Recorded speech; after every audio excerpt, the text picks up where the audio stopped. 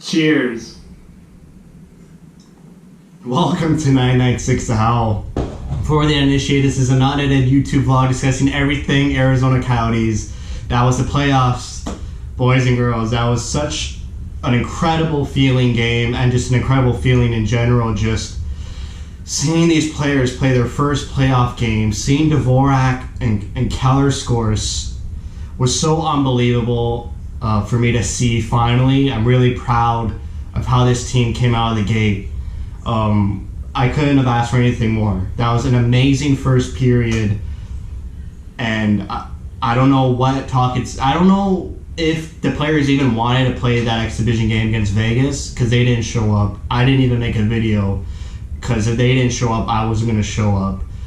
I think they were just focused on Nashville. Their game plan for the past month has been just watching the tape of the Nashville Predators. They didn't care about Vegas. Who cares about Vegas? This is how you beat Nashville, and they did just that. Came out of the gate fast, relentless on the forecheck, huge hits by Taylor Hall and Lawson Krause. Taylor Hall might be the best player ever to wear this jersey. Phil Kessel with 2 points, Dvorak with a goal and assist, Hall with 2 assists, Krause on the PK, Michael Grabner with a shorthanded goal. Michael Grabner has been scratched for 11 years.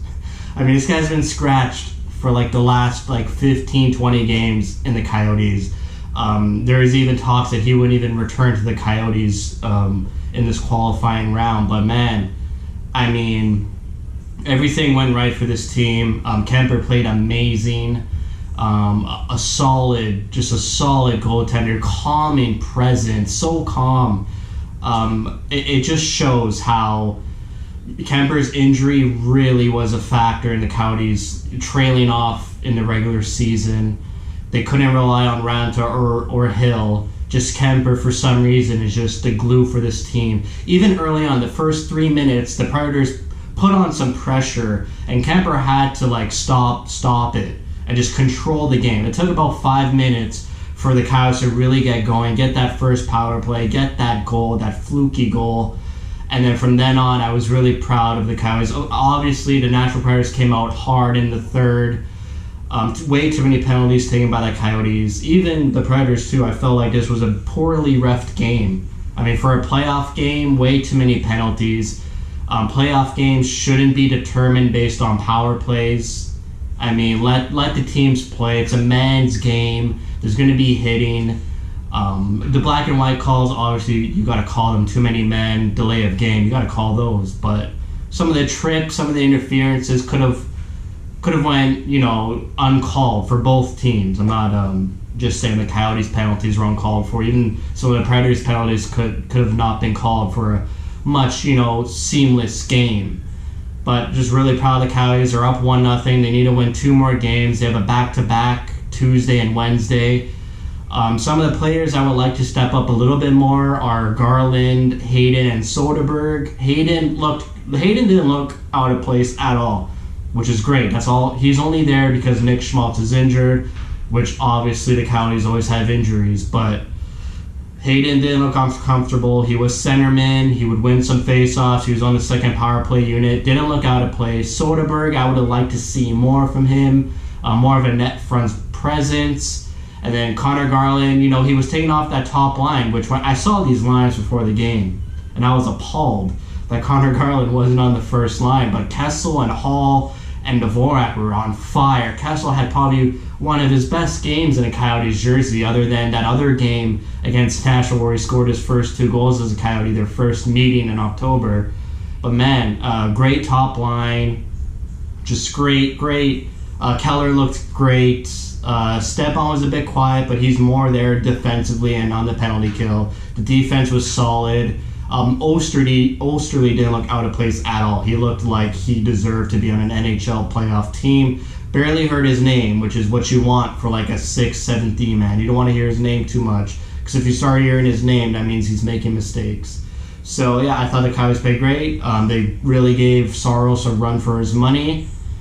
I expect Saros to be back for game 2 because he kind of shorted up in the second half of the game. I felt the Predators' goals were a bit fluky. Obviously, that Coyotes' first goal was fluky, obviously. But I mean, the first 2 goals for the Predators, they were just taking shots and hoping. And when you see a team not generating enough offense, and their goals are generated off just throwing the puck at the net and hoping, that's not good. Because for the Coyotes, that was their first goal was a thrown puck to the net and fluky goal. But their other 3 goals were just high offense skilled goals. And for the Predators, the 2 out of their 3 goals were fluky shots that rebounded off Coyotes' D-men and in the net. So not too worried about the Nashville Predators offense, to be honest. I'm not even worried about anything. Maybe the pressure they put on late, but the Coyotes handled it perfectly well.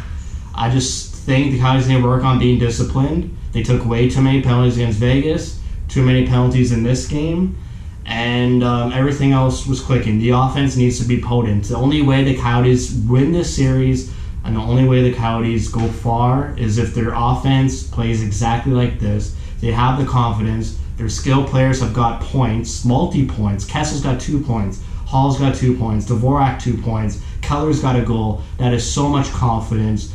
The PK was okay. It wasn't solid. They let in 2 power play goals, but getting a shorthanded goal for Grabner was just beautiful. He really deserved that. Richardson played great too. But they have all the confidence they need. They know they could win. They know what to do to shut Nashville's forwards down. They gotta just worry about, Yossi looked really good. Yossi and Ellis were kind of taking control of the Nashville's offense, which is to be expected because they were the top 2 point getters for the Nashville Predators. But yeah, I thought the Coyotes played really well. Couldn't ask for a better start. A bit nail biting near the end, but they got through it. They just got to continue it. They got a back-to-back. They had that 1 win in their pocket, just 2 more wins. And yeah, really unbelievable. This, experiencing this game in August 2nd, so unheard of. That's it for me. Thank you for watching. Thank you for your support.